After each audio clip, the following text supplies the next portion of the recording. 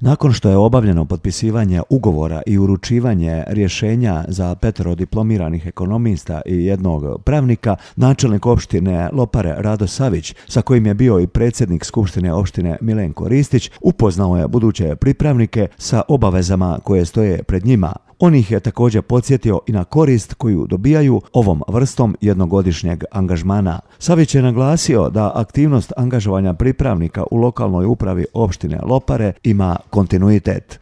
Nadam se da ćemo i do kraja godine još 10 pripravnika primiti u organe uprave, a prethodnih godina smo do sada ukupno oko 50 pripravnika imali u opštini. Načelnik Savić je podsjetio da je samo tokom prošle godine pripravnički staž u upravi opštine Lopare odradilo 30 mladih ljudi sa visokom stručnom spremom. Za te namjene iz budžeta izdvojeno oko 200.000 maraka u ovoj godini, znači će ih biti 16 primljeno, tako da će u ovogodišnjem i narodnom budžetu taj iznos biti negdje oko 150.000. Mislim da je ta investicija dobra, u mlade ljude treba ulagati, treba im dati šansu da steknu neka prva praktična znanja, školovanje, fakultet je jedno, a evo, sam posao je nešto drugo. I ovoga puta uključena su i 2 pripravnika iz kategorije boračkih porodica, istakao je načelnik Savić. Danas angažovani pripravnici izrazili su zadovoljstvo jer su svjesni šta im zapravo to znači.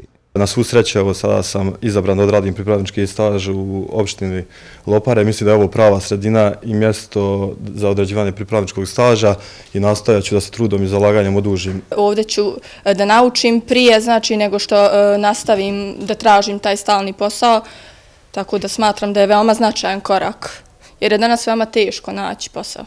Načelnik opštine Lopare je još dodao da se čine stalni napori za angažovanje kadrova sa visokom stručnom spremom iz oblasti tehničkih nauka unutar privrednih i drugih djelatnosti gdje njihov stručni profil može doći do izražaja.